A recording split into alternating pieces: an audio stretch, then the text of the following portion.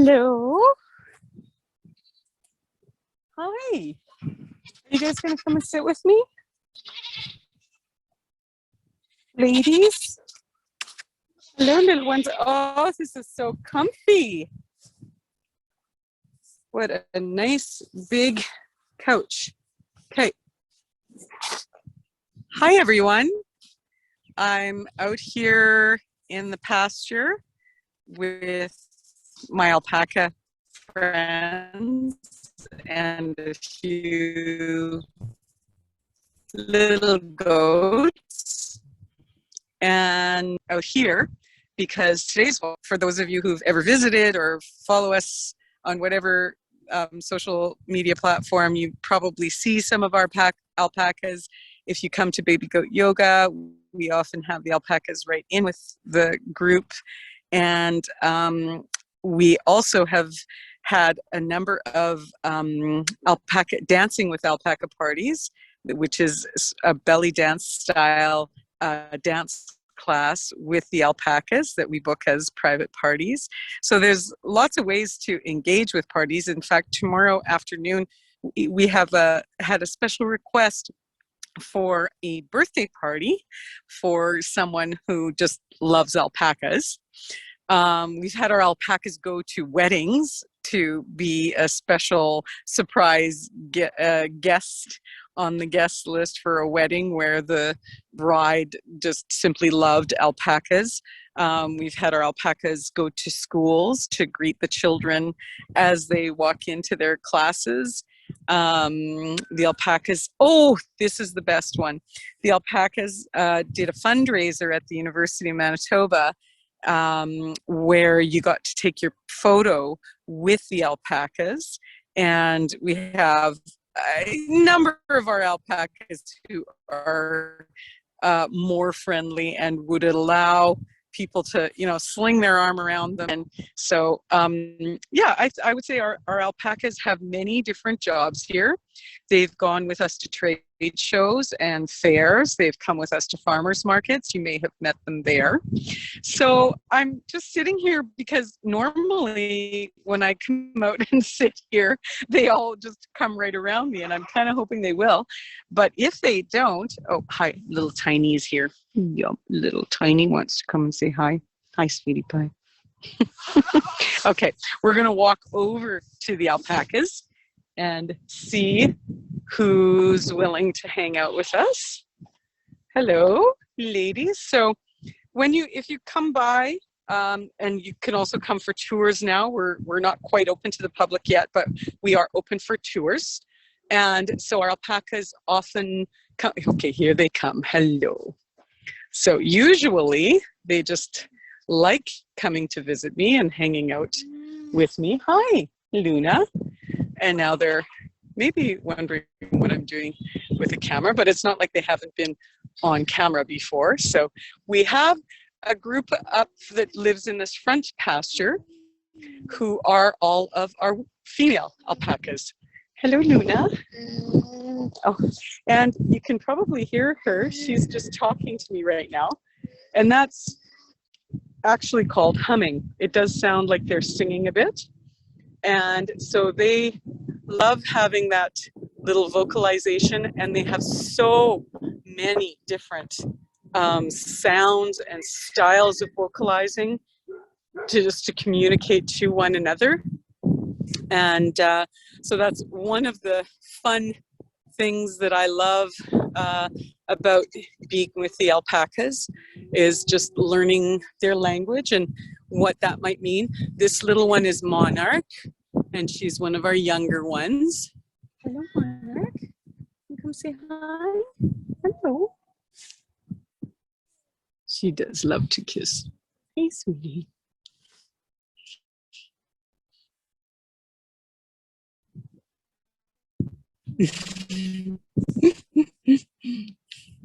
So we called her Monarch. Oh, hello. Anagoosh, her mom's coming by. So we called her Monarch because of her orange coloring. And you can see that all of the alpacas, well, not all of them, but they have quite a variety of colors. and styles of hair, of fleece. So that's been something I've been focused on, attempting to breed them. So every alpaca you see here has now been bred and born on our farm.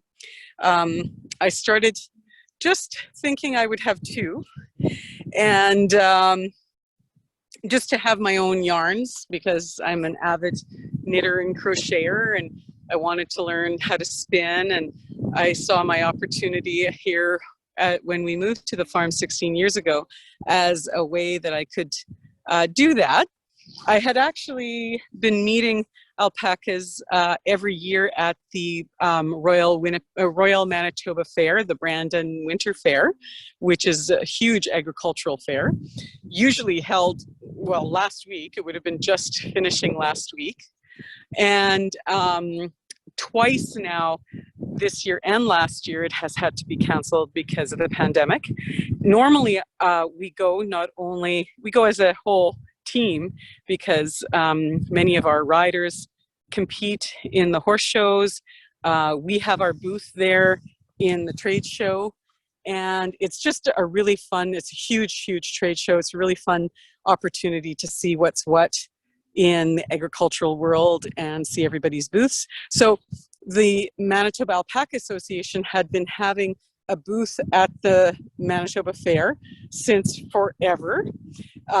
They then, some years ago, I'm not sure how long, moved it to have their own time slot there, but there still was always representation of alpacas in that fair. And I would always find myself visiting that booth and talking with the people and thinking to myself, one day I'd like to have a little herd. So this love affair has been going on for probably 25 years at least. There have only been alpacas in Manitoba since maybe the mid 80s, and only a few. So it's only been, lately that we've really been seeing some larger herds and so on. But they are originally from Peru, and they are the oldest. Oh, they're all walking away from me. Funny. They are the oldest domesticated animal on the planet.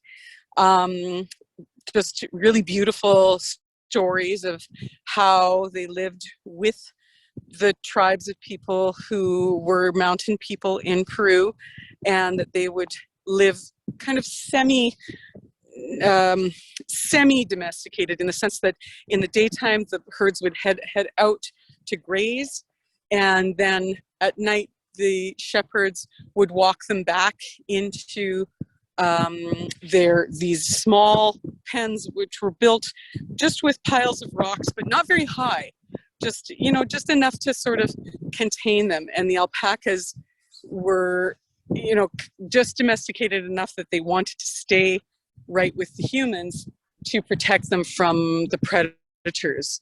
So because they were domesticated for such a long time, they really have just a beautiful, gentle disposition, because they really were only used for their fleece, to make clothing and to make bedding and so on. Little bit, in certain cases, they would have been used for slaughter for meat, but not really very often. They were much more valuable as that clothing and bedding that they could provide with their beautiful fleece. So that fleece is what we shear once a year. And we have our shearing date actually set up now, just for the end of April. And so during that time, we will do all of the other kind of maintenance. Teeth sometimes trimmed, and Monarch to say hi to everybody. Hi. Hello. What's that? Interesting. So yeah, we will trim their toes, trim their teeth if they require them. Sometimes the males have what's called fighting teeth, which are just really very jagged, pointy teeth that they can use to attack. And so we don't want them fighting, hurting each other.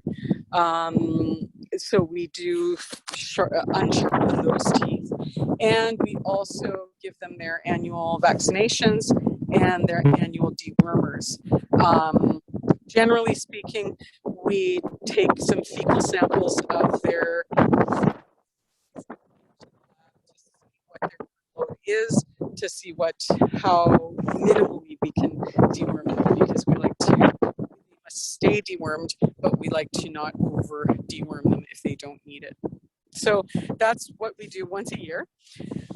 We hire a professional shearer, and we have both of our babies. So this is hello, hi, beautiful, hey, sweetie. This is Solstice, and she is named Solstice because she was born on the summer solstice. So you can see they're very loving and friendly and sweet and gentle. They don't always love new people. They do really know their people and want to be with their people. I'm really super fortunate to be one of their people. Hey, sweetie. And this would never happen. This is great. This would never happen on if a group of people were here with me. She just behave this when it's just her and I. So nice, lots of nice kisses. I've actually been away for a couple days up in Nopaming Park, and she obviously missed me. Hey, sweetie. And she's a beautiful dark. You can't quite tell because sort of the tips of their fleece sometimes look a different color, but she is actually considered a bay black. So underneath her fleece, you will see that it's quite dark. So I'm not sure she'll let me go right in there, so you can see in there. It's kind of dusty right now, but it's kind of this dark, very nice dark luscious, where just the tip of it has been a little bit discolored by the sun, but it's mostly that dark look. And there she is. So you can see she's got this just really nice, beautiful, thick coat. And so that's all going to come off. And she will, and then you can see, well, her toenails aren't too bad, but they need to be trimmed for sure. And yeah, and she's in good condition, so I can check her body weight and see just by feeling down the back of her, I can tell that she's, in good weight. Even though she's got all this fluff on her, she's in good weight. So we do kind of do that check just manually, just as we're feeding them. So in the winter, we're always wanting to make sure that they're getting enough food and that they're, keeping their weight on them. And so that's, one of our management things. They do come inside every night. They prefer to be outside and free. So we, generally speaking, try to let them be as free as possible. But we do bring them inside so that they're protected out of the elements during the night times, and that we have we have the check with them, and we know that they're eating, and we know that they're getting their warm water and so on throughout the winter time. But they do much prefer to be on pasture. So here's my little friend. She's still just sticking right with me. Hey, Clips. You're not Clips. You're Solstice. Clips was your grandma. And now I've got both my little sweetie pies. That's Monarch and Solstice, giving me so many kisses. Yeah, so many kisses. So generally when you walk up to them, they're not going to want you to pat them. They're going to kind of be a little bit away from you, just because. But when you do get to know them by being with them all the time, so, we've been with them since they were born, that they do start to become very friendly. So yes. So I think on that note, I'm not sure what else I need to say about this herd. So we do have a couple of 3 males, and they live in the back pasture, kind of far enough away that they can't see the females, because if they are too close, then when they start going into heat, they get very motivated, and I don't want them mating. So right now, all of my herd is related. They're all brothers or sisters or cousins because they've all been born here. So for me to be able to breed them, I need to seek a male elsewhere to breed these females. I have one couple that are potentially, that could mate, and that's, and Rain, where are you, Rain? There you are, Rain, is possibly pregnant. So she's my only one that might give birth this spring. And otherwise, I'm working with another herd owner to have a couple of them bred for this year to come. Their gestation is a full year, so it does take them that full year to make the baby, just about a full year. And then it takes them a couple years, about 3 years, before they're fully mature adults that could potentially breed. I like to leave them even a little bit longer than that, depending on their size. And then I'm trying to match them with other males that have different colors or what have you, so that I can try to keep expanding the color base of my herd. So that's it from here. I think I'm going to turn it over to Ainsley. She's got some good graphics on. Here's a question that we always get, or people think that these are llamas, or what's the difference between alpacas and llamas. So I'm going to turn it over to Ainsley, and she's going to show you a few different little infographics that can explain some of that stuff. And then I'll meet you back in the studio. So take it away, Ainsley. All right.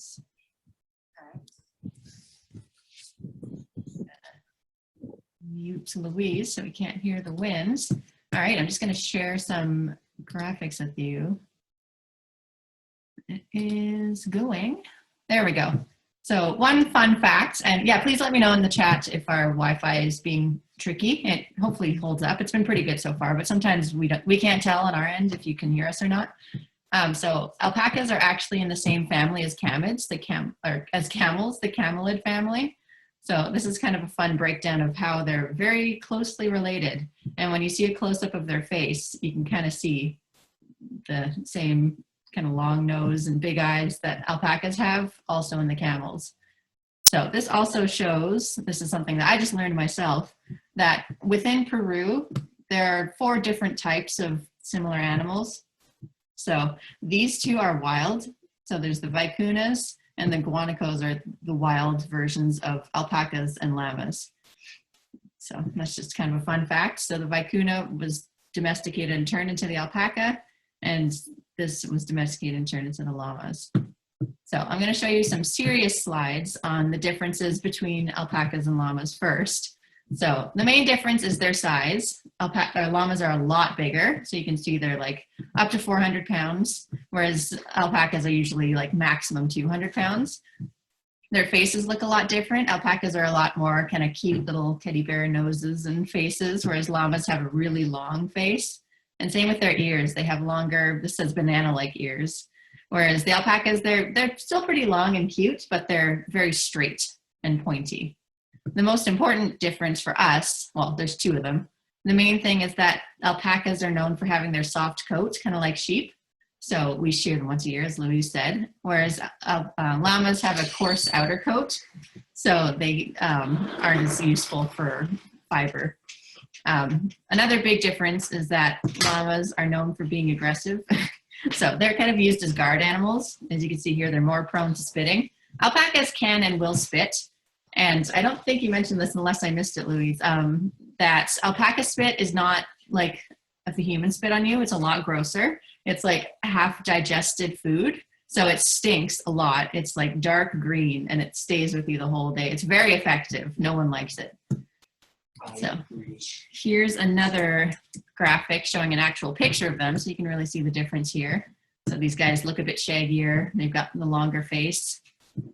And yeah, are very brave. They can carry heavy packs and they are used as herd guards. Whereas these guys, while they'll tell you if something's wrong, they generally need to be protected a bit more than llamas would.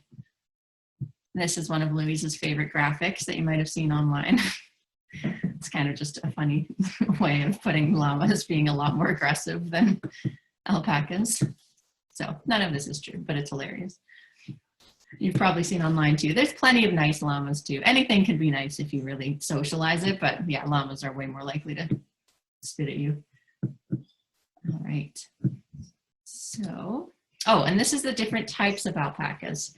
So there are two different types of alpacas, the Huacaya and the Suri. So as you can see here, 90% of the world's alpacas are Huacayas, and this is what we have on our farm. These are very rare, like throughout the world, and especially in Manitoba. But actually, friends of ours at Enchanted Grove Alpacas, they have a couple of them. I've never seen one in person, but they look beautiful. So yeah, they've got this long kind of silky pencil-like fiber, real shaggy. And then these guys just look like sheep. They're just big and fluffy. So I think that was all of my graphics I had here. Yeah.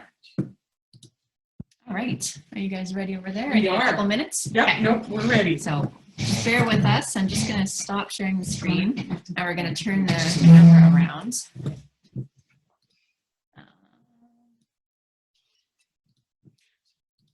Oh, sorry.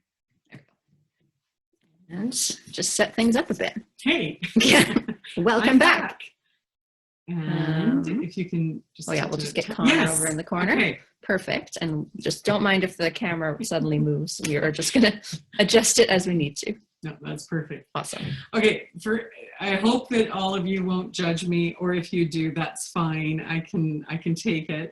And if any of you are already knitters, then you for sure will know that what I'm presenting in front of me is, you know, kind of a madness of love for knitting, crocheting, yarns, natural dyes, natural fibers, and really having developed my own herd and having all this material to work with, it has only fueled my passion and my ability to, you know, do all kinds of things with it. So it's been kind of a lifelong, but now I would say just in the 15 years that I have had alpacas, it's become even more so a love affair. And still much to learn and much to do with it, that I feel like I will continue to pursue all of these goals of mine for a long time yet to come. So I'm going to take you on a little tour through all of these different things that I'm doing, that I'm up to. But we do have a couple fun little crafty things that you can do in your family home and with your kids. And the first one I'm going to show you is Connor, as my assistant for today. He is showing you how to finger knit. So, yeah, oh, nice. So Connor, can I get you to kind of go around the table and put your hand right up there? So finger knitting is an awesome way to teach kids how to knit. And you can get your kids knitting or do it yourself as much as you want. I always save this basket from when my daughter was a preteen and I first showed her how to finger knit. She made this one super long piece. She wanted to make it to, you know, make this one distance that we always walk. She said, I want to make a finger knitting that goes from here to way over there. And so she said about doing it, and she made this beautiful thing. So I've got Connor doing one. This is not alpaca. This is often I can pick up some cheap yarns at some of the secondhand stores. So that's a good place to go if you want to just get your family, get your kids, get yourself practicing on things. Here's a fun one because it's got lots of different colors. And so Connor, if you put your hand the other way, yeah, and you can show. So once you get this wrapped around your fingers, all you're doing is twisting it both directions and then pulling the bottom one over your finger there, each one, right? And then, don't do it too tight, yeah, and then just tugging it a little bit on the back. So do you want to just do that one more time, Connor? That whole thing, but just kind of show, yeah, if you can, yeah, perfect. So honestly, when kids, if the kids are into this kind of crafty thing, when they get going on it, they can do it for a very long time. So it is a good fun activity to do your kids. So if you want to, I'm just going to start one off quickly. Here, I'll just take this ball. Thanks, Connor. And so Connor's going to do this from now until the end of our time here together. He's agreed to participate in such a thing. And by the way, Connor, you know how to knit. Yes. Yes, Connor knows how to knit. And did you crochet too? A little bit of crochet, but yeah. I like got bored of crochet. Oh, but you liked knitting. Yeah. When you I knit. still have my knitting stuff at home. Yeah, nice. So it's awesome to teach kids to knit. So what I'm starting this out, I'm just putting one yarn to hold it between my thumb and my forefinger, and then I'm just going back and forth once, and then around the pinky, and then back and forth, so that I have it around both, and then a second time, and then I have that starting point where Connor was showing you, where you're just going to grab the bottom and put it over. So it's as easy as that to start. And so that's a really good place to be if you want to get your kids excited about doing some finger work and not being stuck on their devices and having something tangible. The reason they get into it is because, hey, look at how long it is already. It just has this very immediate feel to it as you're finger knitting. And it often can lead kids into wanting to knit, which I love knitting. I would say of all the things I do, I probably love knitting the most. And I've got like a pile of projects on the go here. This one is my current big project. So it is what's called a lace work. And you can see it's got this nice, beautiful pattern. It's going to be a shawl. I'm knitting it on a round needle. So these circular needles are great. I'm not knitting it on the round, but these circular needles are really nice for creating a length of a piece. And especially, woo, you can put it on the floor. Maybe it's easier. Okay. Yeah, so those patterns this is, a much more difficult kind of pattern that you would have to follow along in a book.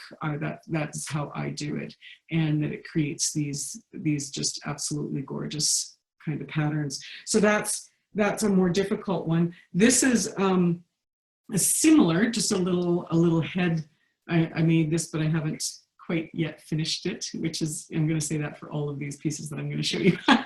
But this one is nice because it's just got this one little fancy detail that makes it pretty easy to do. So this is a little kid's bonnet. So it's going to sit on their head like that. I just have to finish off the edge, and then with these little ties to hold it on. This is a larger piece that I have almost finished also. And it is what I wanted to show about this one is this is a simple ribbing style. So it has that flexibility. Whenever you do ribbing, it has this nice flexibility to it, which makes it easy to put on and take off. And yeah, if you have a big head, you can easily do these kind of beautiful head pieces like that. And this one I wanted to show because it also shows, you might be wondering, you didn't see any pink or mustard colored alpacas out there, which is true because I've also been taking up doing some natural dyeing. So these are all plant material dyes that I'm using to dye the original fleece and yarns and create these different dyes and different like color ranges. So not too far from the originals. I like to keep them just kind of, a little bit connected to that original color. And even the original colors from the animals themselves that you saw, they're just gorgeous. These very rich and complex colors that you just don't get with artificial, with nylons and so on. So that's really fun for all of that stuff that I love doing. The next part that I wanted to show is what I do with, we have, so when we shear the alpacas, we have what's called firsts, which are the sort of the premium cut, which is the whole back. And then we have seconds, which is the not so premium. So it tends to be the shoulders, the neck, the thighs, those kind of, you know, not as perfect fleeces. And we have a wonderful opportunity here in Canada to ship all of our seconds to a place near Calgary, Alberta, called Exotic Fibers of Canada. And they have a large scale processing facility where they just work with specialty yarn fleeces like the alpaca, and they manufacture various different goods. So we have these fantastic alpaca socks in our store. As you can see, this is a very well-worn one. I love them, but it's starting to get, and these are worth taking care of, these socks. I've had this pair for quite a few years, but you can see I've developed a little bit, you know, a few holes in them. They start to get a little bit holy. And so I really want to promote always not throwing things away, but fixing them yourselves. And when you invest in a pair of socks like this, and you come to love them as much as I do, they're very, very warm.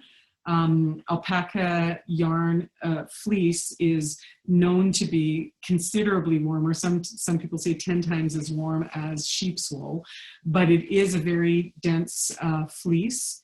And so what I wanted to show today was how simple it is to darn. This is actually a darning needle. It has a little hook on the edge there, but I'm just using a color that matches my sock. On that, I'm not tying a knot at the bottom, because what I want to do is just sew it into place. And so I'm going to pull that end of that yarn till I'm just where I want it to be.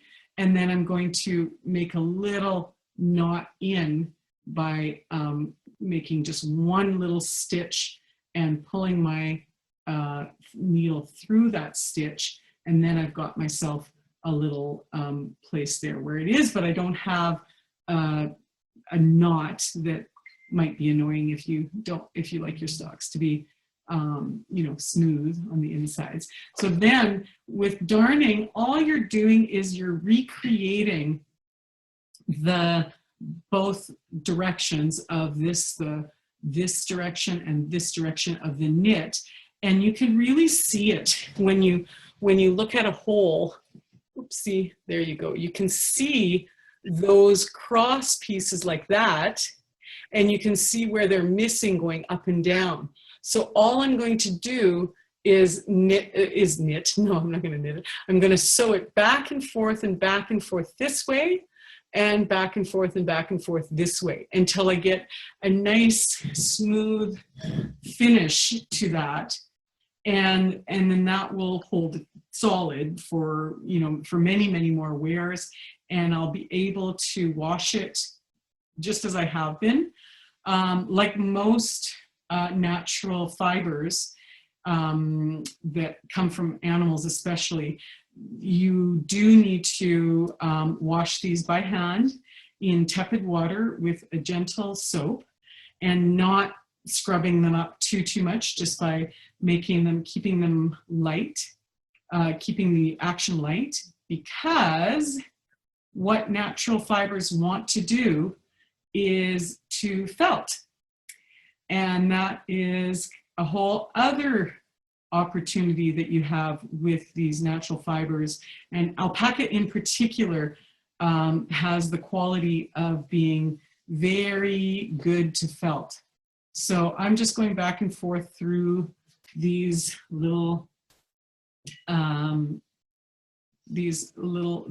pattern that's already here, and I'm making sure to take in a fair amount of the edge, so so that it, you know, has something to hold on to, that it's really gripping in, and also because that hole is just going to want to get bigger and bigger and bigger, right? So if you sew up the edges, then you're going to prevent any further damage. And of course, it's best to get this darning happening right when the hole starts and not wait till it's too big, but sometimes they get away on you, and that's okay. Don't throw your sock out. Just continue to make sure that you are darning them. If you have, I remember my mother darning things, and I don't do this, but I remember she had a light bulb, and she put the light bulb right under the spot where she was going to darn. And so that gave it a very hard, firm surface. And then I guess you also don't poke yourself, and that's how she was taught how to darn. So there are, those kind of different older techniques that people know. But she also had a darning box. So it wouldn't be that, and this is not what I do. I just darn when I have a chance, or when a favorite pair of socks is getting holes that are just too big, then I just stop and take a little bit of time. This is a good thing to do when you're watching a TV show or something. I do like to knit when I'm watching a movie or so on, or just listening to music. It's just a nice, really nice, quiet, gentle activity to do, especially if you're very active in the day and you just want to have a nice little relax. So just to show you, I'm not sure what time I started this at, but I just finished. Okay, so that's it. So I now have a completely restitched little sock. It goes much larger than what the original hole was. And, that's going to make this sock last for, I've probably been wearing these socks for 4 or 5 years. So it's going to last for another 4 or 5 years, or I'm going to just continue to darn the holes, and it could last almost indefinitely. So that's darning. So anyway, but that also leads me to talk a little bit about felting, because one of the other things that we get back from our when we send our fleece away. So I have a couple of mills that I work with.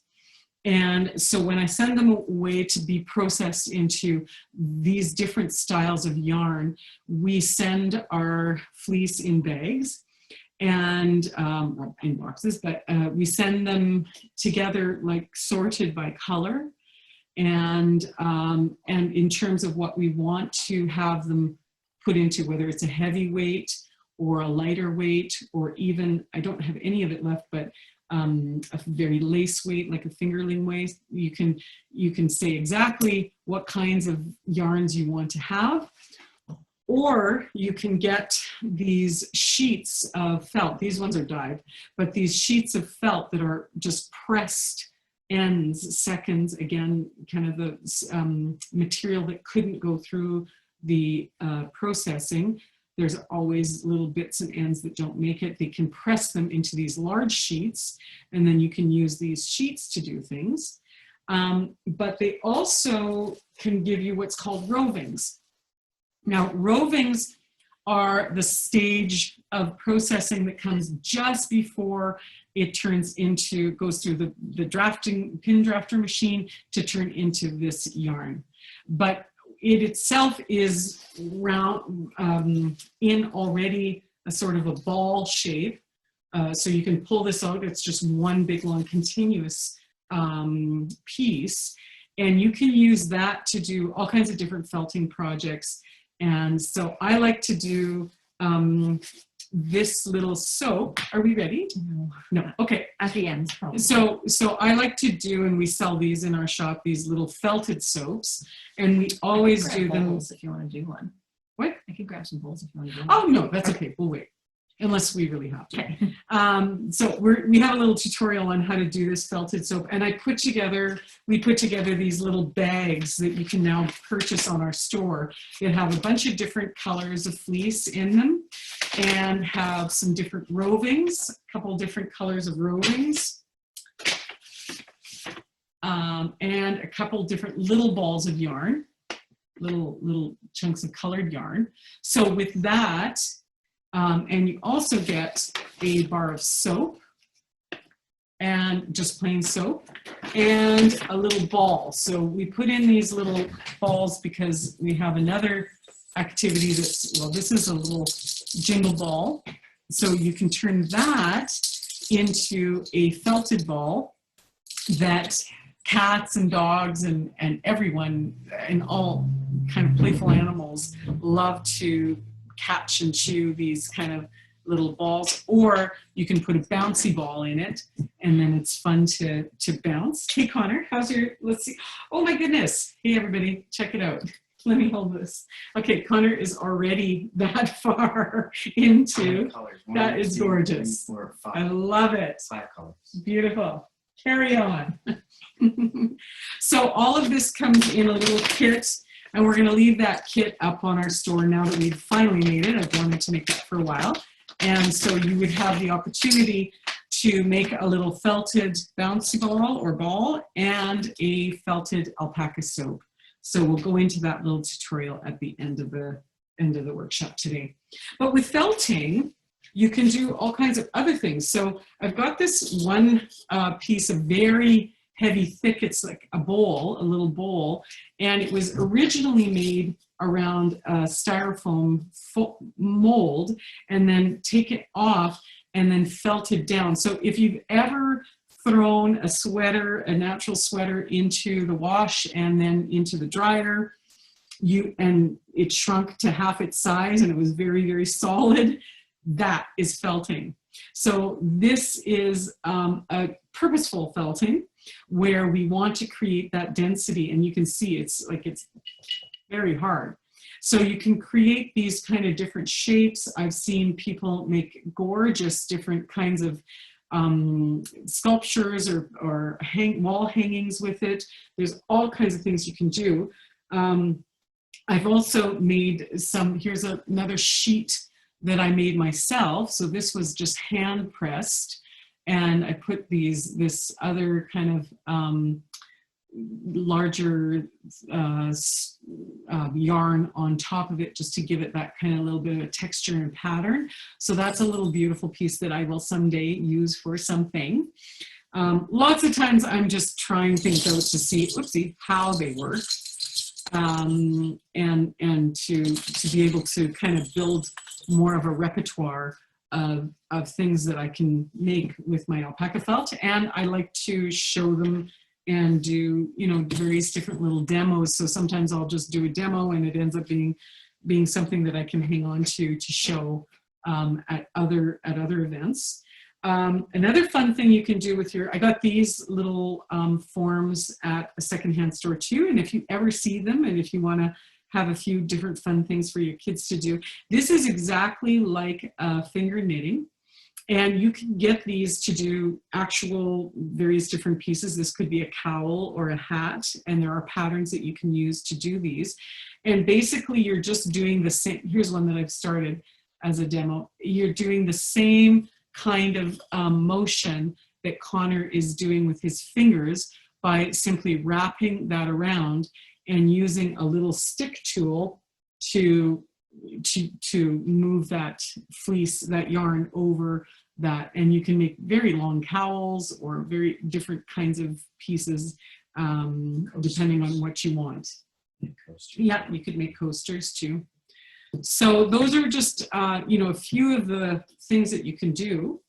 I wanted to also go one step further back and show you, except that you just took it away from me, Ainsley, the fleece, the bag of fleece. Thank you. Thanks. I've got too many things. Ainsley's pulling things out of my way, so I have less in front of me here. But okay, so I've got some fleece here. I just want to show you what's in this little bag. I'm just going to move that away so I have a better spot here. So these are carding brushes. And you can use just dog brushes or even human brushes, but you have to have 2 of them to card. And you're always carding by pulling the fleece away from each other. So what we're doing is we are taking this is our raw fleece. So this is how it comes off the animal in bunches like this. And so you can see that this is, when I say raw, it's got little pieces of straw and a little bit of dirt in it, but it's still this just gorgeous, fluffy material that we need to turn into something. So if you wanted to take this all the way through the process in terms of turning this into yarn, you could also do that. So the first step that you're going to take is you're going to put some of it onto your brush just by pulling it into the, and putting it onto the little teeth, like about that much on, and then you're using your other brush to slowly brush it apart. And once you get going on that, you can see that it's just like brushing any hair, and you're just pulling those apart to get all of the hairs lined up to being the same direction. And that is called carding.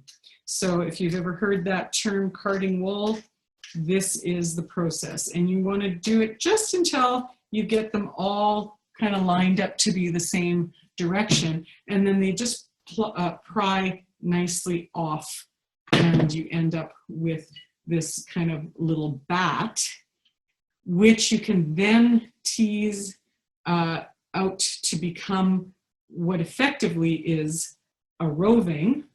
So that is what a machine does to make a roving. This is what you would do if you were creating that roving. And you would always be a little bit of ahead of the game by having a lot of this batting made and kind of teased into a form that you could use. And then from there, we're going to spin it. So spinning it, all spinning does is it puts a twist into that fleece. And that twist is what gives you the strength. You know, you cannot pull that apart.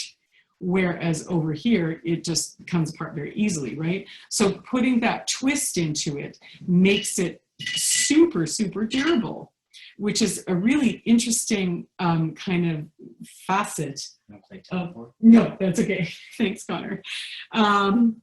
That interesting facet. I mean, we could play tug of war with one that's already done, because this would just pull apart, right? Well, you said but it was really strong. So it is, test out, well, see how strong it is. only when it's actually, okay, here, let's see if we can break this piece. Okay. Oh, well, we could, but we're both strong people. Easy. So, okay, we had to put a little bit of force into that. Yeah. Okay. But then you knit it. Yeah, and then you knit it, which knitting is actually just tying lots and lots and lots of knots together. So you're using your knitting needles to create these knots. Now, just getting back to what the next process of a carding, and sort of there are different machines that can help us do that. So I'm just going to pull up a first machine. This is just a little drum carder. Okay, so this machine, what you are going to end up doing is basically it is the teeth on this side and the teeth on this drum act as the same force of these brushes. Pulling them apart is what happens in the drum carder when you put that fleece through. And this is a mechanical one, so I'm gonna just turn it a little bit just to show you that it's just gonna pick that fleece up. No, I can't do it. I know. My hand's not the right Want me to size. But you can see what I'm talking about. It's going to go into there, and it's going to turn like that, and you're going to end up with your whole bat, a whole bat of fleece on this drum that you're then going to be able to take off, and then you end up with these big pieces of carded fleece. Okay, and then with that, we're going to just pick up one more tool. We're going to pick up, this is a little spinning wheel, which, you know, you might only know from Rapunzel and her, you know, this kind of old-fashioned spinning wheel, which you use your feet on the floor to spin and to get that spun yarn on a bobbin. So you can do it. There's even one more style simpler than that, which is called the drop spindle, where you spin it down. I actually don't have one right now. I lent mine to someone, but you can do spinning even simpler. So then what hand spun, here's just a couple examples of pieces that I have hand spun. I mean, to me, they just look so much more. I mean, this is beautiful, yes, but to me, this is just so much more beautiful, beautifuler. So it's just that you get this kind of much more, you know, not, I don't know what to say, but it's just much less mechanical and much more clearly homemade, handmade. And when you knit that up, it just gives you that non-machine look or non-machine feel. So it's just, you know, it's kind of a preference to me. This is hand dyed, hand spun, coming from my own alpacas. So this is kind of, I don't even want to knit this up because I haven't done too much of this all the way with the dyeing, but I have made a few things that I've given away as gifts to my very special people. But, you know, this is to me the sort of the height or the epitome of what I've been able to learn and achieve and do with my beautiful herd of alpacas. So that's you know, where you can go if you want to. And I learned how to spin through Woolsey Wool, used to, and they may still, I'm not sure, you know, with COVID, but they always give all kinds of different workshops on how to do all of this yarn stuff. And I've taken quite a few of theirs, and I took a weekend workshop on spinning that that just was so fantastic.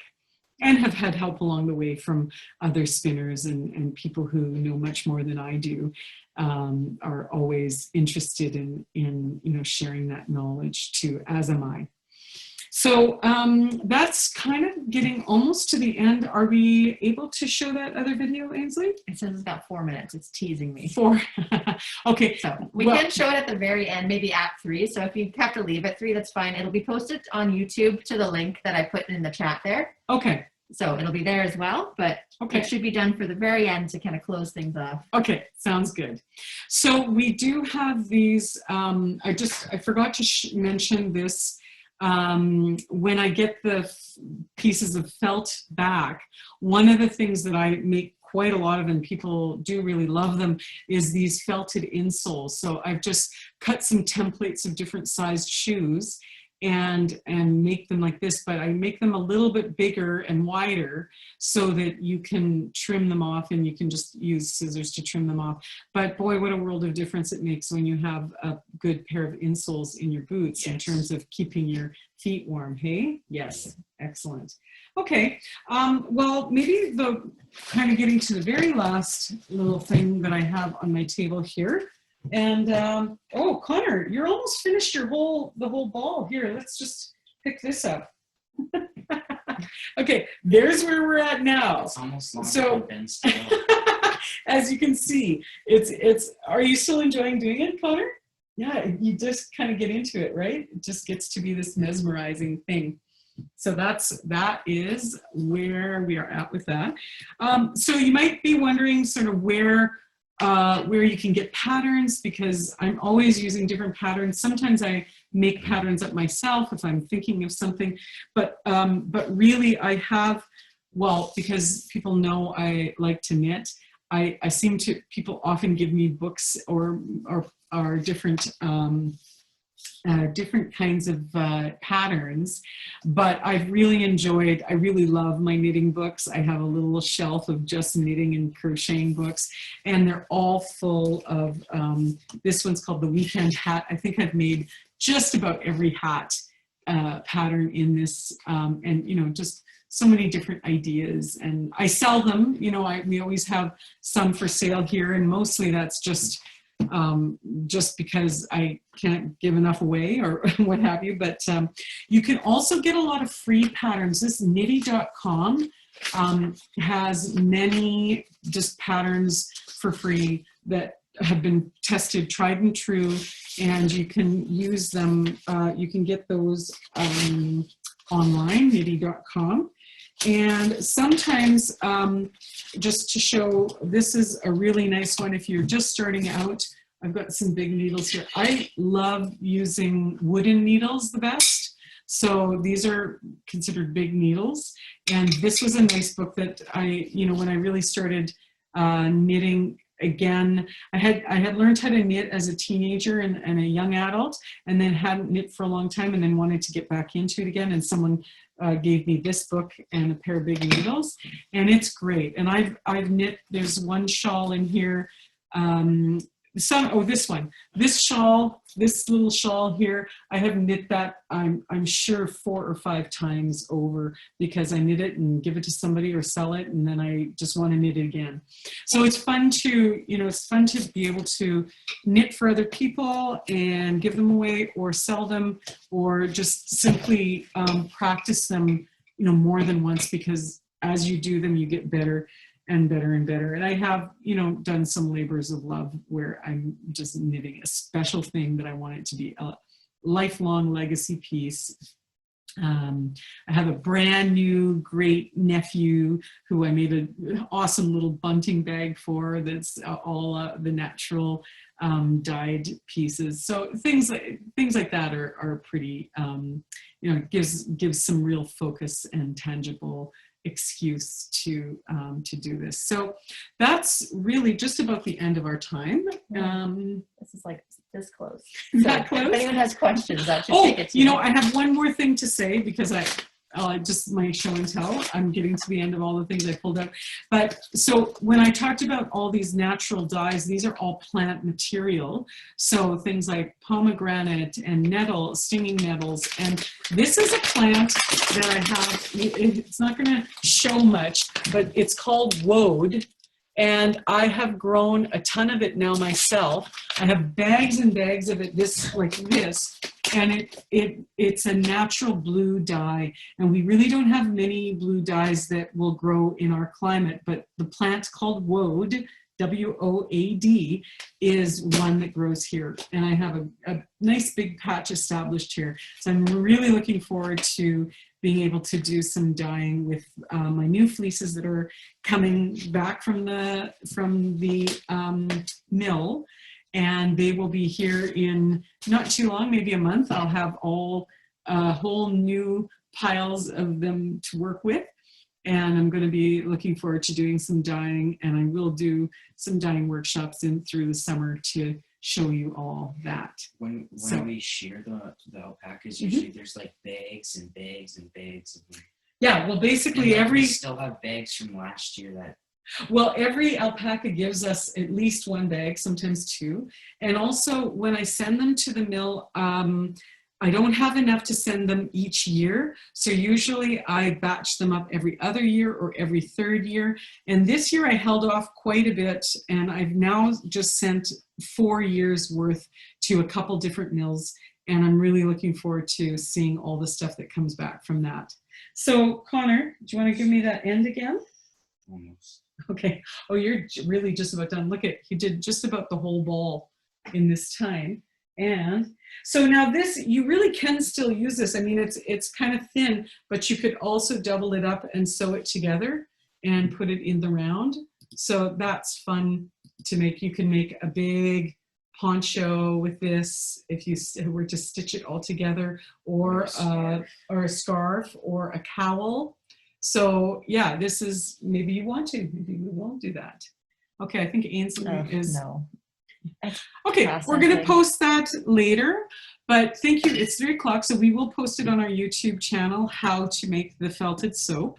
But thank you all for joining us. It's been fun, and we will be posting this video to our YouTube channel as well for others to enjoy. So hope you enjoy your long weekend, and we'll see you around next Saturday. Next Saturday, we're doing the chicken workshop, backyard chickens. So see you then.